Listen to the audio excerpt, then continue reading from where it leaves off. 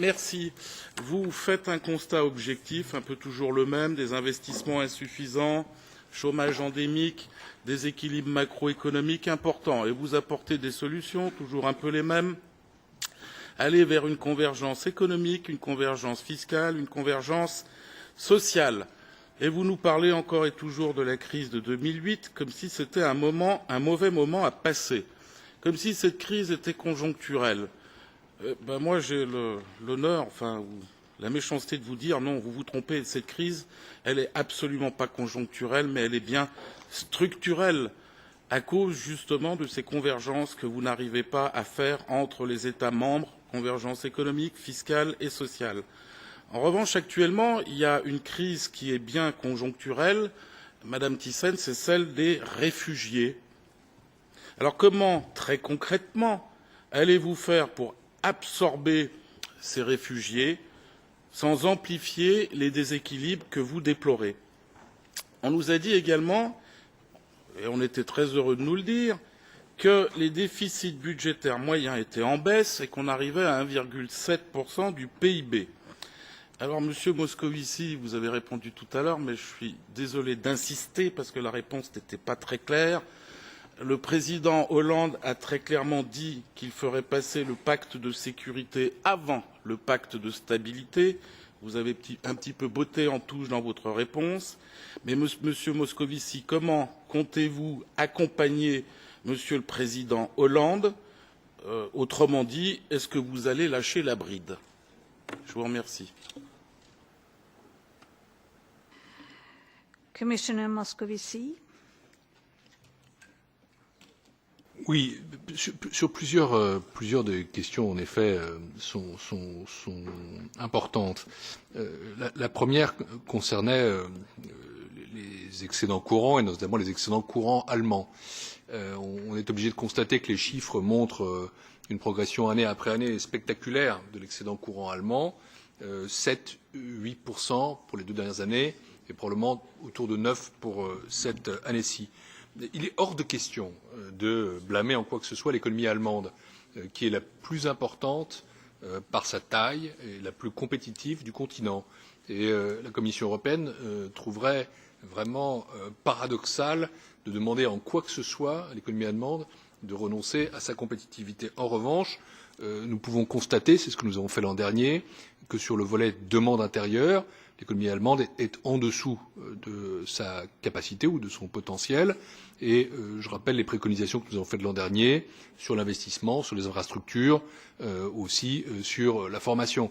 Et nous avons des procédures dans le cadre de la MIP, dans lesquelles nous avons fait l'an dernier des progrès, et nous continuerons d'insister en fonction, bien sûr, des résultats. Je rappelle que ce que nous faisons aujourd'hui, c'est le début de la procédure et non pas sa fin. Personne n'a évoqué la crise actuelle comme étant une crise conjoncturelle. Elle dure depuis la fin 2007, c'est quand même dire qu'elle est durable.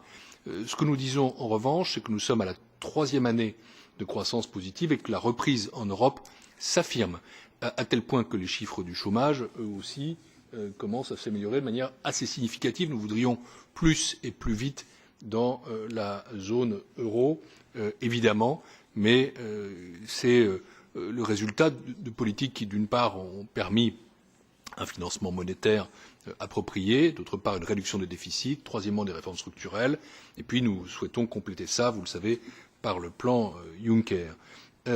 Vous m'avez interrogé aussi sur ce qu'a pu dire le président de la République française, qui croyez-le, nullement embarrassant.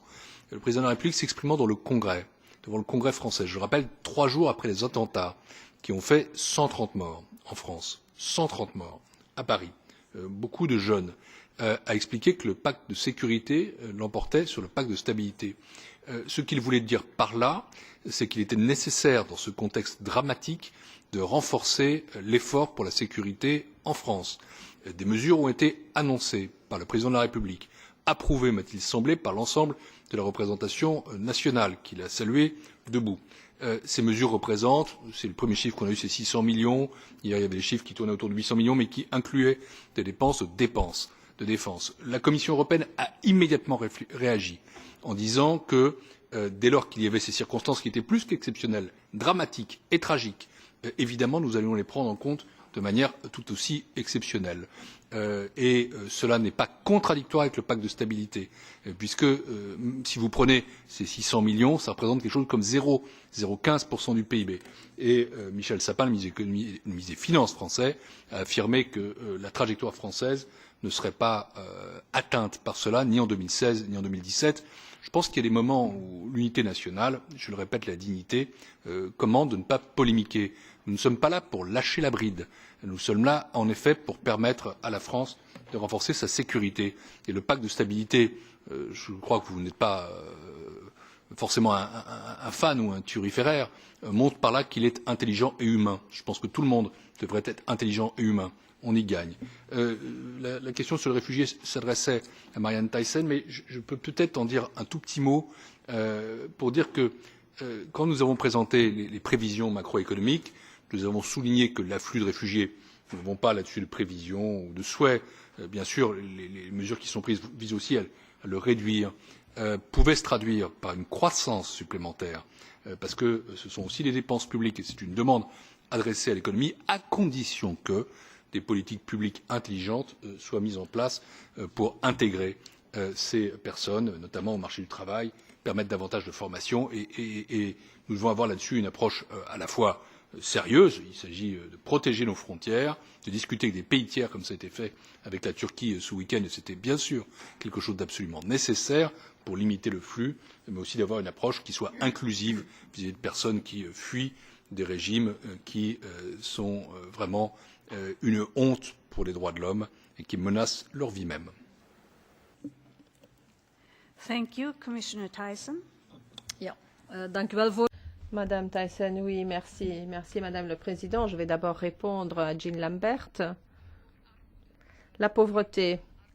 Est-ce qu'on tient compte de la pauvreté? Est-ce qu'on tient compte de l'impact sur la situation en matière de pauvreté? Oui, bien sûr, parce que lutter contre la pauvreté, c'est l'une des initiatives phares de la stratégie Europe 2020 et cette stratégie continue à nous orienter dans notre politique. Je pense d'ailleurs qu'on le voit clairement quand on lit les documents sur le semestre 2016.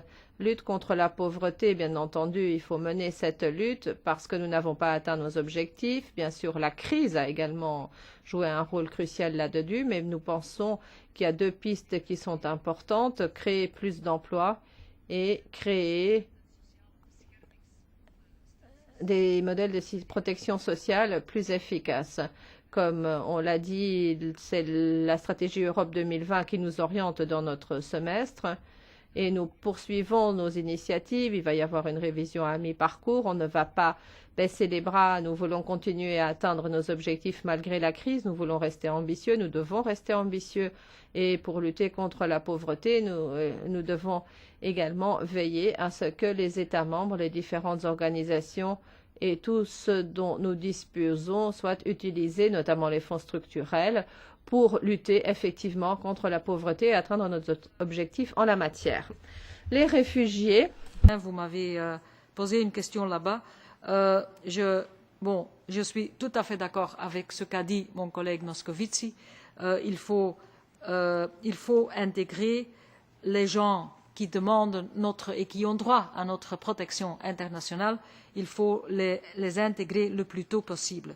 Ça veut dire qu'ils doivent avoir accès à nos marchés du travail et ainsi ils peuvent contribuer le plus vite possible à la croissance et à la création de l'emploi. Ça veut dire qu'on peut poser des questions aux réfugiés sur le marché du travail, naturellement. Ils doivent s'adapter, on doit leur offrir, ils doivent faire des efforts pour entraînement, pour apprendre la langue si nécessaire, etc.